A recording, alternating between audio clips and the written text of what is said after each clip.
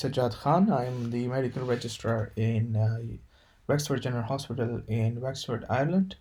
And today I am going to present a masterclass on aortic stenosis. So, beginning with aortic stenosis, the very basics, aortic stenosis is the obstruction of blood flow across the aortic valve among symptomatic patients with medically treated moderate to severe aortic stenosis. Mortality from the onset of symptoms is approximately 25% at 1 year and 50% at 2 years. Symptoms of aortic stenosis usually develop gradually after an asymptomatic latent period of 10 to 20 years. During this time, the left ventricular outflow obstruction and the pressure load on the myocardium gradually increases, and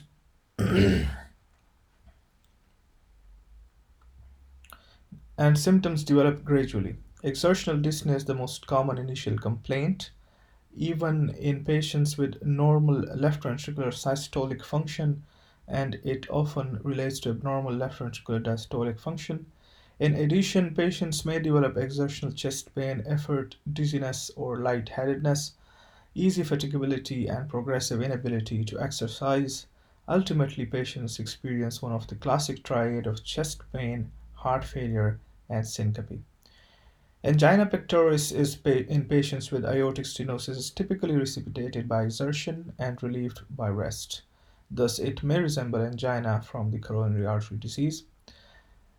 The paroxysmal nocturnal dyspnea, orthopnea, and dyspnea on exertion and shortness of breath may be due to systolic dysfunction from afterload mismatch, ischemia, or separate cardiomyopathic process. Alternatively, diastolic dysfunction from left ventricular hypertrophy or ischemia may also result in heart failure symptoms. Results from the simvastatin ezetimibe in aortic stenosis study, the SEAS study revealed that in patients with aortic stenosis without diabetes or non-renal or cardiovascular disease persistent or new onset asymmetric interventricular septum hypertrophy was associated with a higher incidence of ischemic cardiovascular events than in those without asymmetric interventricular septum hypertrophy. Syncope from aortic stenosis often occurs upon exertion when systemic vasodilation in the presence of a fixed forward stroke volume causes the arterial systolic blood pressure to decline. It also may be caused by atrial or ventricular tachyarrhythmias. Syncope at rest may be due to transient ventricular tachycardia, atrial fibrillation, or if calcification of the valve extends into the conduction system, atrioventricular block. Another cause of syncope is abnormal vasodepressor reflexes due to increased left ventricular intracavitary pressure, vasodepressive syncope. Syncope may be accompanied by convulsions. Patients with aortic stenosis may have a higher incidence of nitroglycerin-induced syncope than does the general population. Always consider aortic stenosis as a possible etiology for a patient who demonstrates particular hemodynamic sensitivity to nitrates.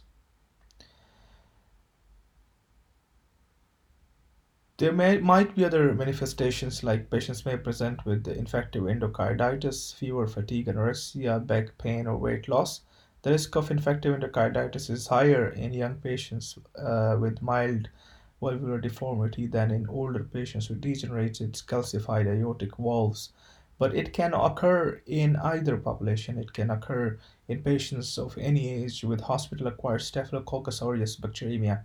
Patients with bicuspid valve have an increased incidence of aortic root dilatation and aortic dissection. Calcific aortic stenosis rarely may cause emboli of calcium to various organs, including heart, kidney, and brain. On physical examination in severe aortic stenosis, the carotid arterial pulse typically has a delayed and plateaued peak, decreased amplitude, and gradual downslope pulses. That is called pulsus parvus and tardus. However, in elderly individuals with rigid carotid vessels, this sign may not be present. A lag time may be present between the apical impulse and the carotid impulse. Systolic hypertension can coexist with aortic stenosis. However, the systolic blood pressure higher than 200 is rare. Pulsus alternans can occur in the presence of left ventricular systolic dysfunction. The jugular venous pulse may show prominent A waves reflecting reduced right ventricular compliance consequent to hypertrophy of the interventricular septum. A hyperdynamic left ventricle is unusual and suggests concomitant aortic regurgitation or mitral regurgitation. S1 is usually normal or soft. The aortic component of the second heart sound A2 is usually diminished or absent because the aortic valve is calcified and immobile, and or the aortic ejection is prolonged and it is obscured by the prolonged systolic ejection murmur. The presence of a normal or accentuated A2 speaks against the presence of severe aortic stenosis. Paradoxical splitting of the S2 also occurs, resulting from late closure of the aortic valve with delayed A2. P2 may also be accentuated in the presence of secondary pulmonary hypertension. An ejection click is common in children with young adults with congenital aortic stenosis and mobile valve leaflets, but it is rare in elderly individuals with acquired calcific aortic stenosis in whom the cusp becomes immobile and severe calcified.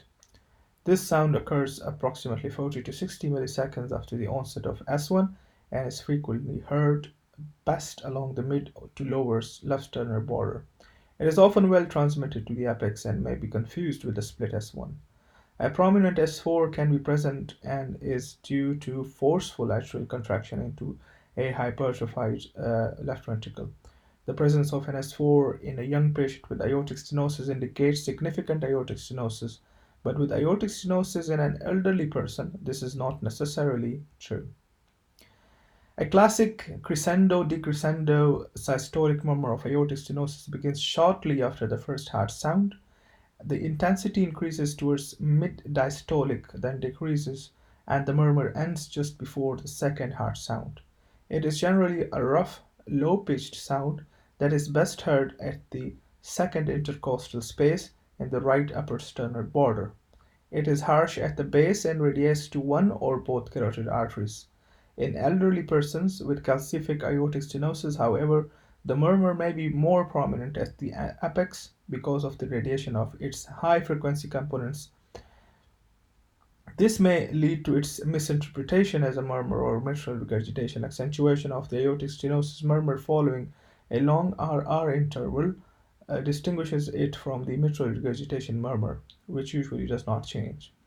The intensity of the systolic murmur does not correspond to the severity of aortic stenosis, rather, the timing of the peak and duration of the murmur corresponds to the severity of aortic stenosis. The more severe the stenosis, the longer the duration of the murmur, and more likely it peaks at late systole. The murmur of valvular aortic stenosis is augmented upon squatting or following a premature beat. The murmur intensity is reduced during Valsalva. This is contrary to what occurs with hypertrophic obstructive cardiomyopathy, in which a Valsalva maneuver increases the intensity of the murmur. When the left ventricle fails and cardiac output falls, the aortic stenosis murmur becomes softer and may be rarely audible. Atrial fibrillation with short RR intervals can also decrease the murmur intensity to make it inaudible. A high-pitched diastolic blowing murmur may be present in the patient-associated aortic regurgitation. Rarely, right ventricular failure with systemic venous congestion, hepatomegaly, and edema precede left ventricular failure. This is probably due to the bulging of the interventricular septum into the right ventricle with impedance in filling, elevated jugular venous pressure, and a prominent venous A wave um, can be present. The differential diagnosis could be angina pectoris, supravalvular aortic stenosis, subvalvular aortic stenosis, hypovolemic shock, mitral regurgitation, mitral stenosis, mitral valve prolapse, and myocardial infarction.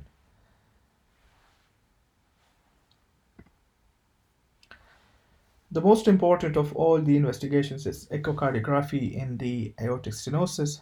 Echocardiography is the preferred imaging test of, as it is preferred imaging of the aortic stenosis. It is indispensable to the assessment of the extent of left ventricular hypertrophy, systemic ejection pressure, performance, and anatomy of the aortic valve. Doppler interrogation of the aortic valve makes use of the modified Bernoulli equation, which is gradient is equal to 4 into velocity whole square. To assess the severity of the stenosis as blood flows from the body of the left ventricle across the stenotic valve, the flow rate must accelerate for the volume to remain constant. Doppler interrogation of the valve detects this increase in velocity and helps estimate the valvular gradient. In summary, echocardiography may demonstrate the following findings: concentric left ventricular hypertrophy, reduced separation of the cusp of the aortic valve, mean gradient greater than 50 millimeter of mercury in patients with severe aortic stenosis on Doppler echocardiography.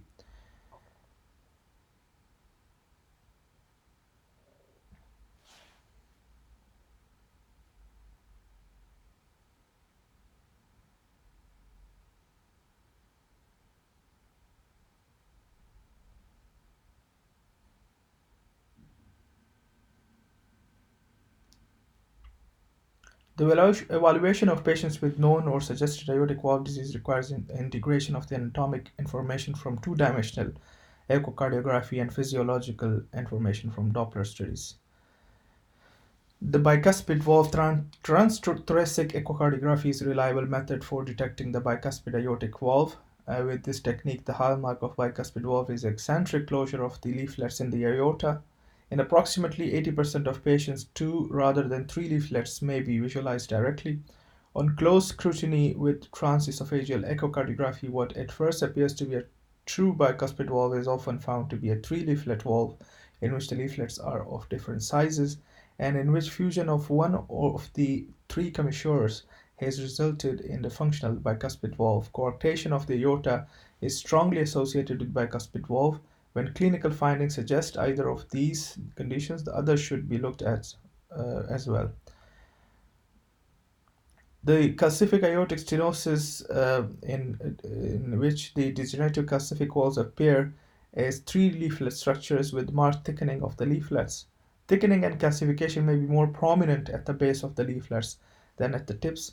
The range of immobility and stenosis is broad and depends on the duration of severity of the disease. In rheumatic stenosis, which typically results in the thickening of the leaflet along the commissural edges, it is seen almost exclusively in association with rheumatic mitral stenosis. After aortic stenosis is defined anatomically, secondary effects may be evaluated. These include post-stenotic dilatation of the aorta and left ventricular hypertrophy. Left ventricular systolic function also should be assessed. Assessment of the severity of the aortic stenosis is done by continuous Doppler echocardiography.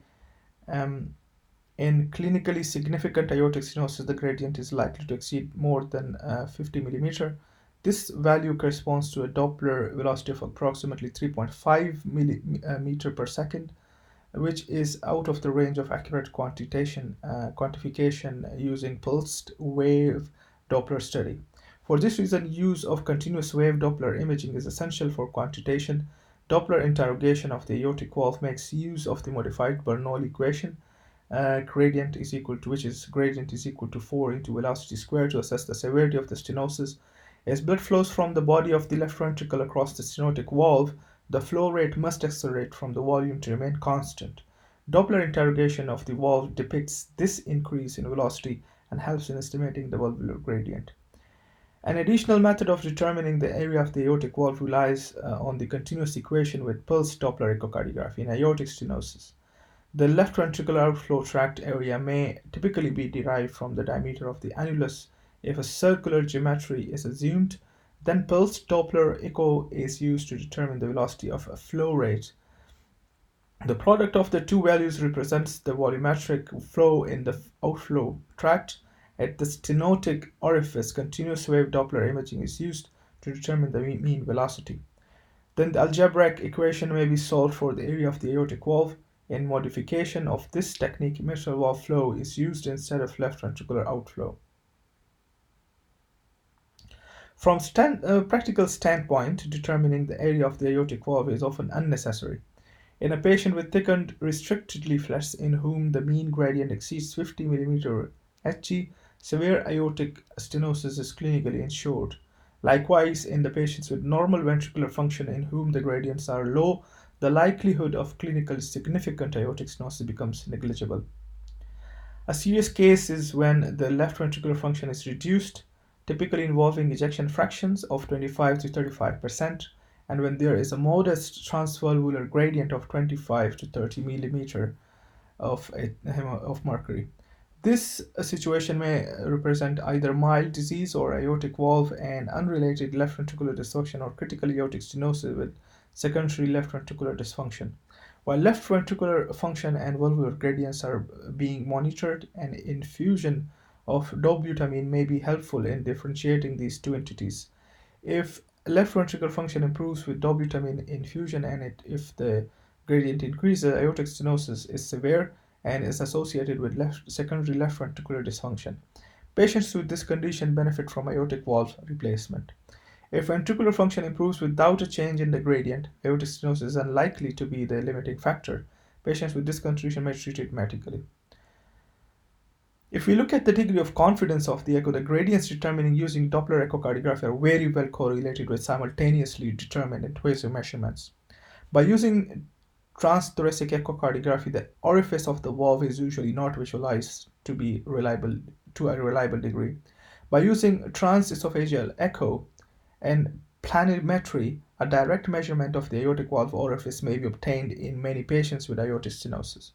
On occasion, the use of Doppler echocardiography may lead to an underestimation of the gradient. This is common with non-simultaneous recordings, but it also occurs when the angle of interrogation exceeds approximately 20 degrees. Off-angle interrogation is the most common cause of underestimation of gradient aortic stenosis.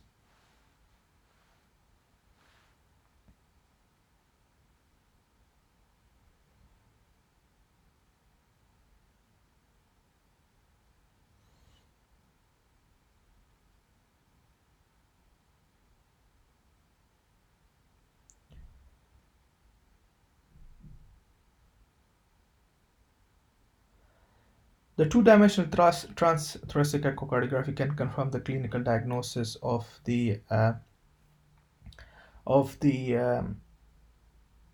of the aortic stenosis as well. The etiology of aortic stenosis, which I mentioned earlier as well, bicuspid rheumatic or degenerative calcific, may be assessed from the 2D echo, parasternal short axis view. The structure and function of other heart valves can also be assessed. The following three types could be followed. Number one is an echo dense aortic valve with no cusp motion. Number two, a decrease in maximal aortic cusp separation less than 8 mm, the presence of otherwise unexplained left ventricular hypertrophy. Although the presence of aortic stenosis is readily diagnosed with 2D echo, the severity of aortic stenosis cannot be judged based on the 2D images alone. Doppler echo is an excellent tool for assessing the severity of aortic stenosis using the Bernoulli equation as well.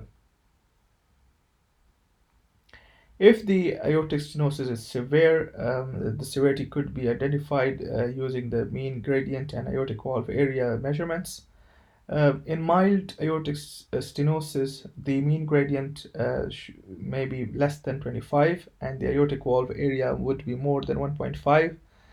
In moderate, the mean gradient would be 25 to 40 millimeter of mercury and the aortic valve area may be more than 1 to 1.5 centimeter square. In severe, the mean gradient would be more than 40 millimeter of mercury and the aortic valve area would be less than 1 centimeter square.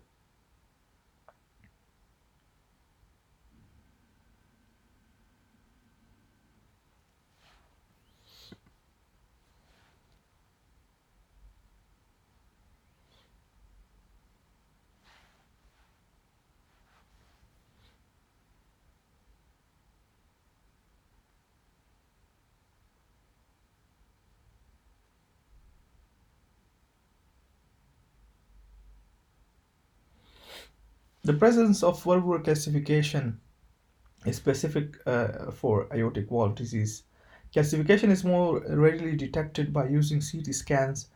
Calcification of the aortic valve is a reliable indication that stenosis is severe, particularly when it is present in a young patient. If the patient does not have decompensation, visible calcification on plain chest images usually indicates a gradient of 50 mm of mercury or more across the valve. This degree of stenosis usually is treated with surgery. CT findings in aortic stenosis may be diagnostic, but in some patients they must be supported by clinical findings to make the diagnosis.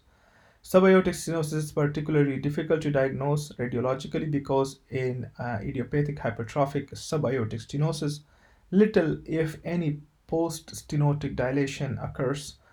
In the membranous type of stenosis, no post-stenotic dilation may be noted, and left ventricular hypertrophy is often minimal.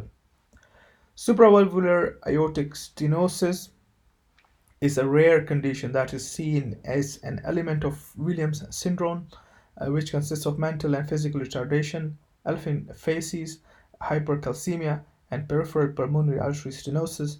In supravalvular aortic stenosis, a tight hourglass constriction of the ascending aorta occurs just cephalic to the valve.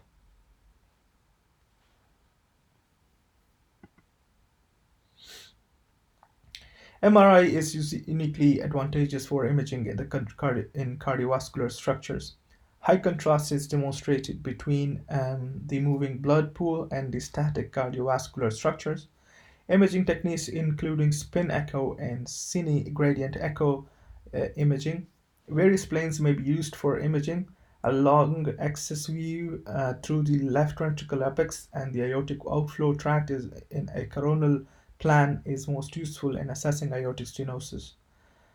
Spin echo imaging can clearly demonstrate the structural details of the aortic valve cusps, supravalvular and subvalvular structures, and diminishes and dimensions of the LV and aortic root.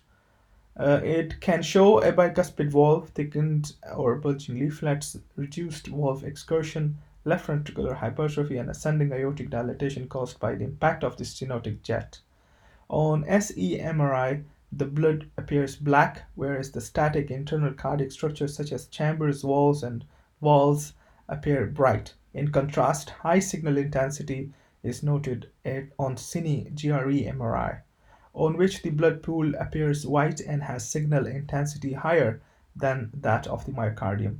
Cine GRE MRI images may be used to determine the severity of aortic by stenosis by measuring the size and extent of stenotic jet into the ascending aorta imaged in the coronal plane centered on the left ventricular outflow tract.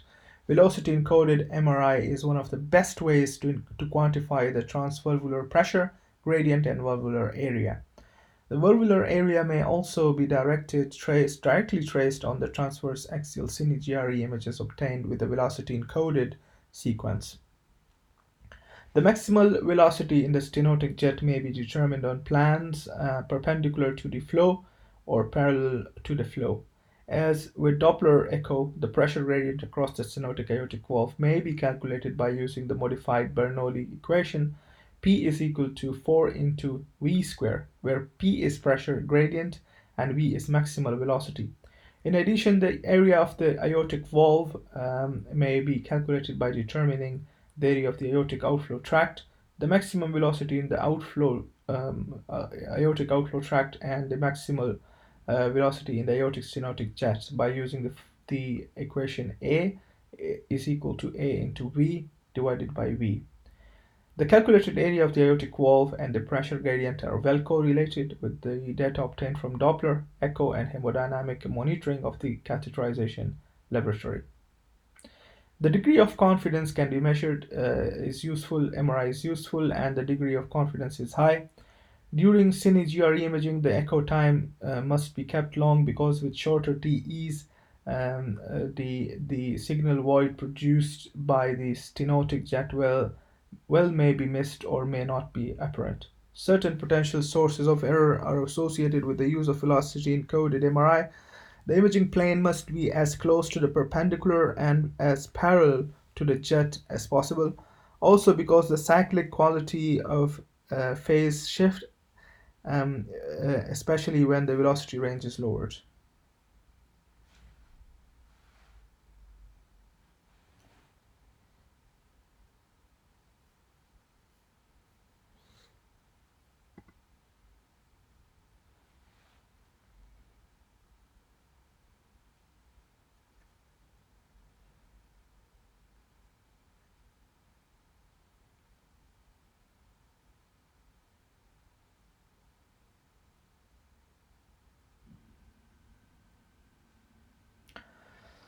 Nuclear imaging can also be used. Myocardial perfusion imaging may be helpful for assessing concomitant atherosclerosis of the coronary arteries. Treadmill stress test and pharmacological imaging can usually be performed safely in patients with mild to moderate aortic stenosis, though it may be contraindicated in patients with severe aortic stenosis. Radionuclide ventriculography may be used to determine LV function in patients with aortic stenosis. Nuclear medicine findings are reliable for the assessment of myocardial ischemia and for the assessment of left ventricular function if needed.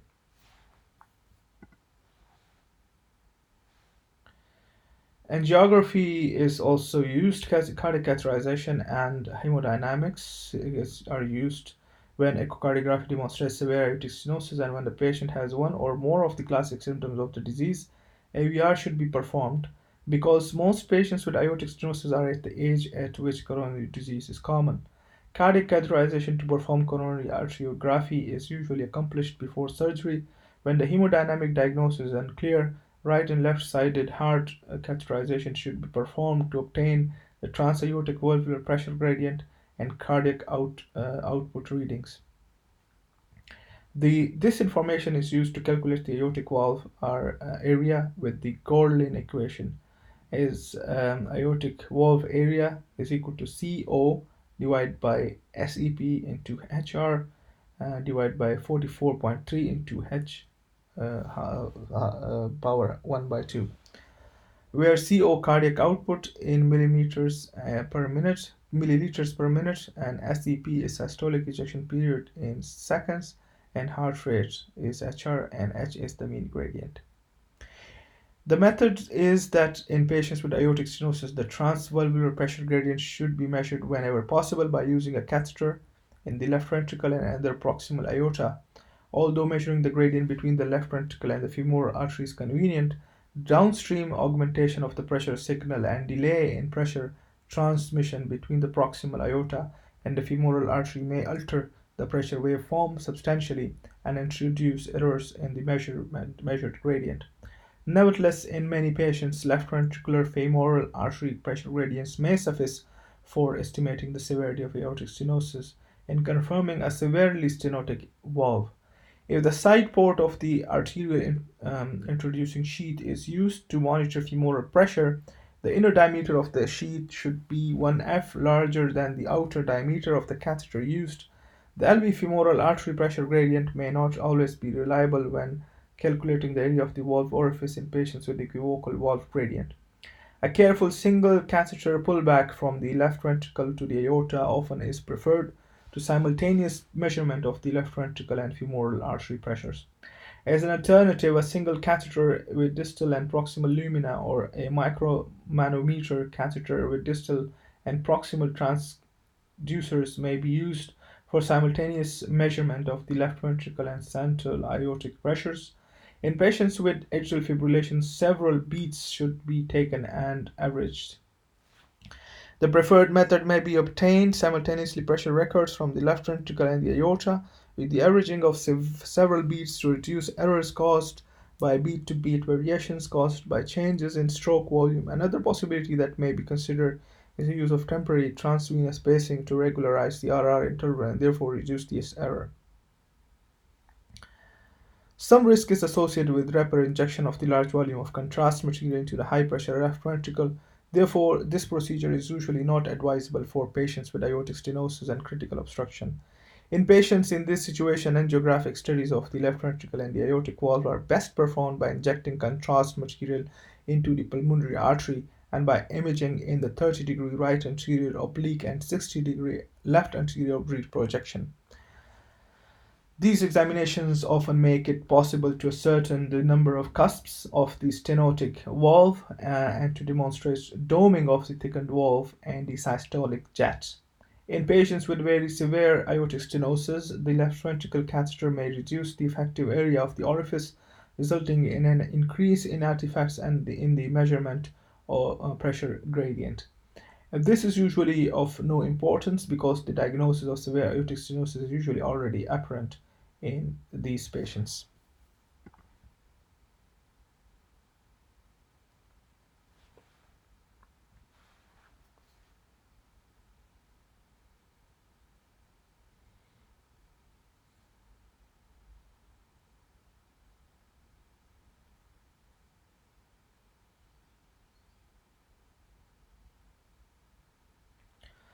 The only definitive treatment for aortic stenosis in adults is aortic valve replacement, performed surgically or percutaneously.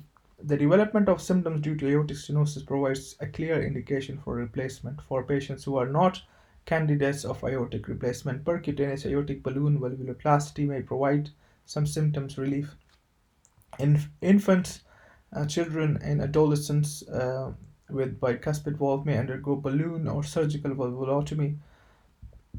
The Leadership Council of American College of Cardiology recommends considering percutaneous coronary intervention in all patients with significant proximal coronary stenosis in major coronary arteries before transcatheter aortic valve replacement, even though the indication is not covered in current guidelines. Medical treatment is that such as diuretic therapy in aortic stenosis may provide temporary symptoms,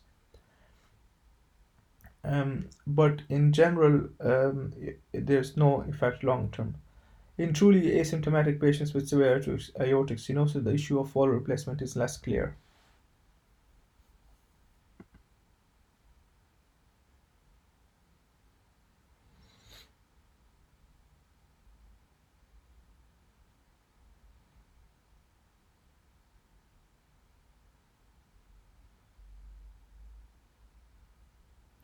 The medical treatment options are limited in asymptomatic patients with aortic stenosis who are not candidates for surgery. In patients with pulmonary congestion, cautious use of digitalis, diuretics, and ACE inhibitors might attempted, whereas beta blockers might be used in the predominant symptoms in angina. In any case, excessive decrease in preload or systemic arterial blood pressure should be avoided. Vasodilators may be used for heart failure and for hypertension, but should also be employed with extreme caution to avoid critically reducing preload or systemic arterial blood pressure in a patient with significant aortic stenosis. Severe hypertension is frequently seen in the elderly patients with aortic stenosis and should be treated because it causes an additional increase in vascular afterload. Treatment should follow the guidelines set out in the seventh report of the Joint National Committee on Prevention, Detection, and Evaluation and Treatment of High Blood Pressure. Reducing the blood pressure to normal levels is advisable, but hypotension must be avoided. The EACTS guidelines recommend that the patient with heart failure symptoms who are not suitable candidates for surgery or transcatheter aortic valve implantation may be treated with digoxin, diuretics, ACE inhibitors, or angiotensin receptor blockers. Endocarditis prophylaxis should be given for prevention of bacterial endocarditis. Antibiotic prophylaxis for prevention of bacterial endocarditis is no longer recommended in patients with valvular aortic stenosis. Patients with mild aortic stenosis can lead a normal life. In cases of moderate aortic stenosis, moderate to severe physical exertion and competitive sports should be avoided. Although small observational studies have suggested that statin use can reduce aortic valve leaflet calcification and delay the progression of aortic stenosis severity, randomized double-blind placebo-controlled trials of almost 2,200 patients showed that intensive lipid-lowering therapy does not halt the progression of calcific aortic stenosis or induce its regression.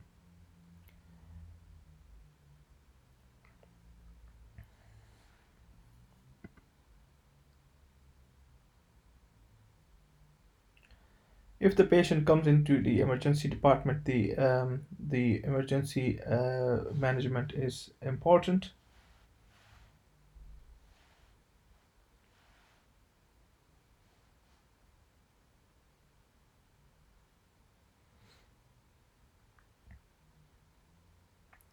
Patient presenting with uncontrolled heart failure should be treated supportively with oxygen, cardiac and oximetry monitoring, intravascular loop diuretics, nitrates, morphine, and non-invasive or invasive ventilatory support.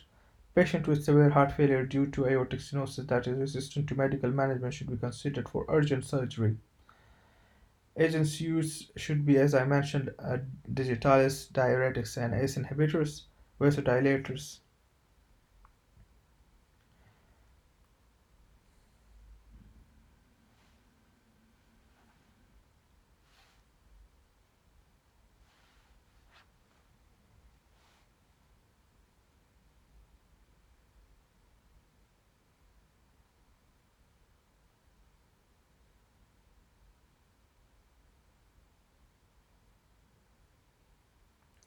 The percutaneous balloon valvuloplasty is used as a palliative measure in critically ill adult patients who are not surgical candidates or as a bridge to aortic valve replacement in critically ill patients. The high rate of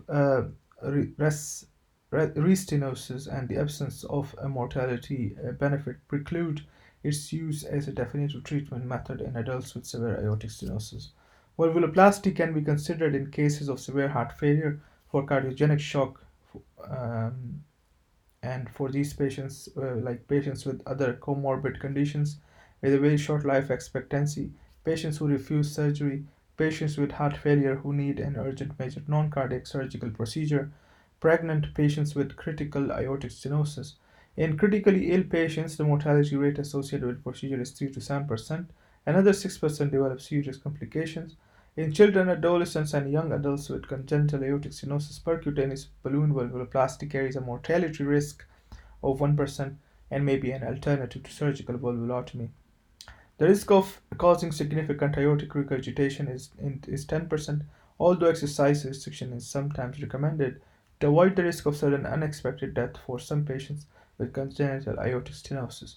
A recent study by Brown et al. Suggests that sudden unexpected death is extremely rare following balloon valvuloplasty, and the study found no beneficial effect for exercise restriction after the procedure is performed.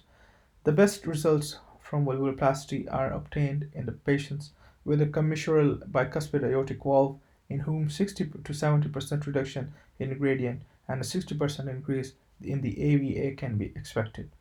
Restenosis is common, particularly in patients with, with unicuspid valves or with valves affected by severe dysplasia. However, repeat procedures have been shown to provide a median survival rate of approximately 3 years and to maintain clinical improvement.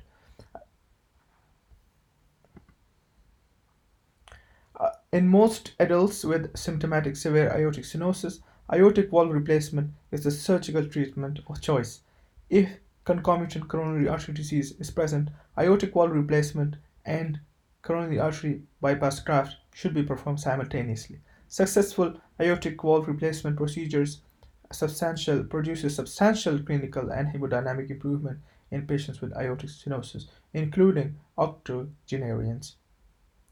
Bioprosthetic and mechanical valves is the choice of prosthesis is determined by the anticipated longevity of the patient and his her ability to tolerate anticoagulation.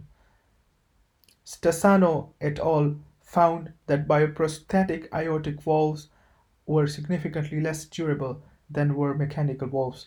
In a prospective randomized study of 310 patients aged 55 to 70 years, follow-up at 13 years showed that valve failures and reoperations were more frequent in the bioprosthesis group than in the mechanical prosthesis group.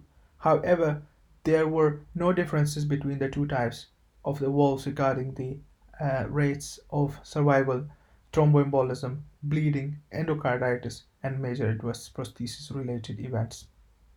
The surgical mortality risk in patients with normal LV systolic function and no other comorbid condition is less than 5%. Risk factors for increased operative mortality include the high risk, high New York Heart Association NYHA class 4, preoperative left ventricular systolic dysfunction, older age, associated aortic regurgitation. Overall, the 5-year survival rate in all adults after aortic valve replacement is 80 to 94%, and the 10-year survival rate is 68 to 89%. Risk factors for late death include the high preoperative NYHA and class and LV systolic dysfunction, preoperative ventricular arrhythmias, concomitant aortic regurgitation, atrial fibrillation, coronary artery disease, particularly a history of myocardial infarction. The Rose procedure is another option in young patients as an initial procedure or for reoperation after prior valvotomy. In this procedure, the patient's own pulmonary valve and main pulmonary artery are transplanted to the aortic position. With reimplantation of the coronary arteries, a homograft is placed in the pulmonary position. Its durability may be better than tissue valves. However, the Rose procedure is technically demanding and results at different centers have been mixed. Many percutaneous transcatheter valve replacement is another procedure. Many patients with severe aortic stenosis and coexisting conditions are not candidates for or are at high risk of complications with surgical replacement of the aortic valve. Studies have suggested that percutaneous transcatheter aortic valve replacement with a balloon expandable bovine pericardial valve is a less invasive option of these high risk patients.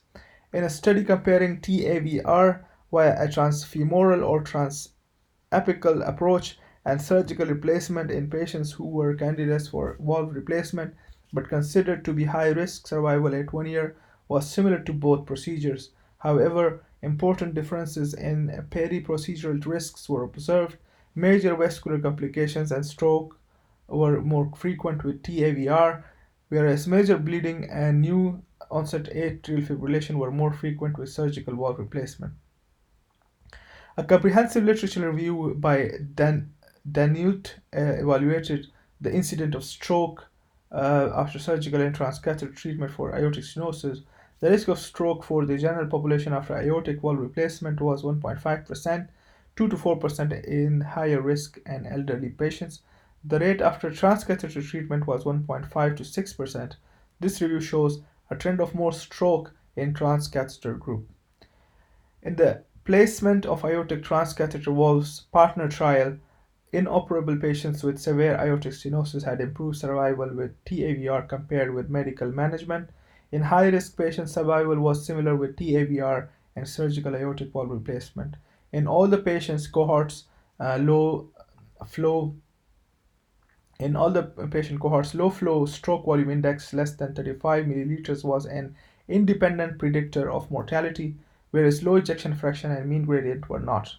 Also, in the partner trial, patients with critical aortic stenosis after either surgical aortic valve replacement or TAVR showed decreased aortic valve gradients and increased effective orifice area on echo through 2 years of follow up.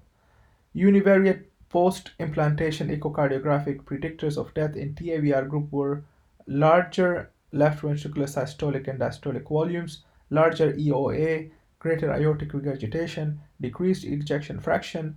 In the SAVR group, the predictors of death were smaller left ventricular systolic and diastolic volumes, smaller EOA, low stroke volumes, prosthesis patient mismatch. 5-year outcomes from the partner trial showed similar outcomes between high risk patients with aortic stenosis who underwent TAVR and those who underwent surgical aortic valve replacement. At 5 years, risk of death was 67% in the TAVR group versus 62% in SAVR group. Neither group reported structural valve deterioration requiring surgical valve replacement. However, moderate or severe aortic regurgitation occurred in 40 of 280 patients, that is 14%. In the TAVR group, but in only two of 228 that is 1% of patients in SAVR group. This was associated with increased 5-year risk of mortality in a TAVR. In another randomized controlled study, and a randomized study, TAVR using a self-expanding transcatheter aortic valve bioprosthesis was associated with a significant higher survival rate at 1 year follow-up than surgical aortic valve replacement. The study consisted of 795 patients with severe aortic stenosis who were at increased surgical risk.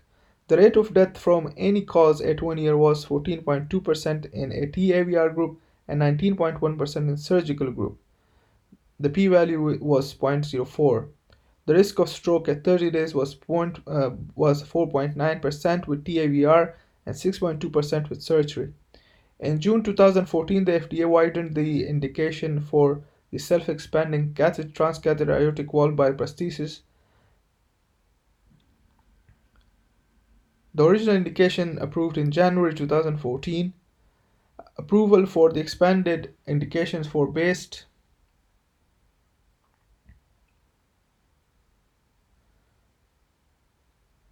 was based on data from the head-to-head high-risk study of the core value US pivotal trial, in which patients who underwent TAVR with core value had a significantly higher 1-year survival rate, 85%, compared with those who underwent surgical valve replacement, that was 80%. The rates of stroke were low and similar between the groups, however, relative to those who received a surgical valve. Rates of major adverse cardiovascular cerebral events were significantly better at 1 year, and overall hemodynamic performance was better at all time points in those who underwent TAVR with core value. In the advanced study, Armed Services Trauma Rehabilitation Outcome, Link et al. Found that implantation of a self-expanding transcatheter aortic valve system resulted in a significant improvement in hemodynamics and an increase in the effective aortic valve orifice area. In a retrospective study of data from 714 Canadian patients with severe aortic stenosis who underwent transfemoral TAVR to evaluate outcomes of balloon expandable versus self-expandable transcatheter heart valves, investigators found no difference in mortality or all-cause readmission rates between the two groups. However, the safety profile revealed that patients in the balloon expandable group had higher incidence of complications with vascular access sites compared to the self-expandable group, which was significantly more likely to suffer an in-hospital stroke and have a need for a second transcatheter heart valve device.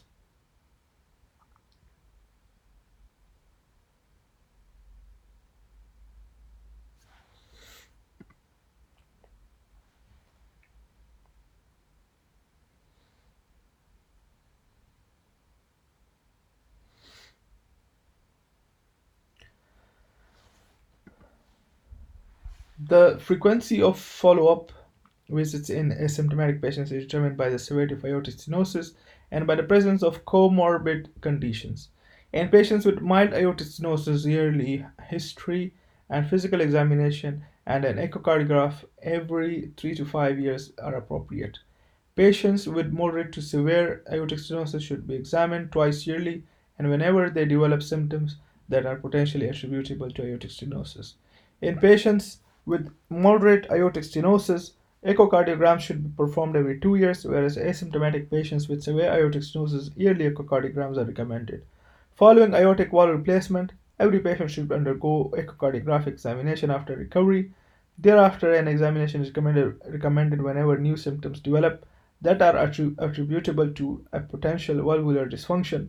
Patients with mechanical valves should receive lifelong anticoagulation with warfarin and should undergo periodic screening of their anticoagulation status.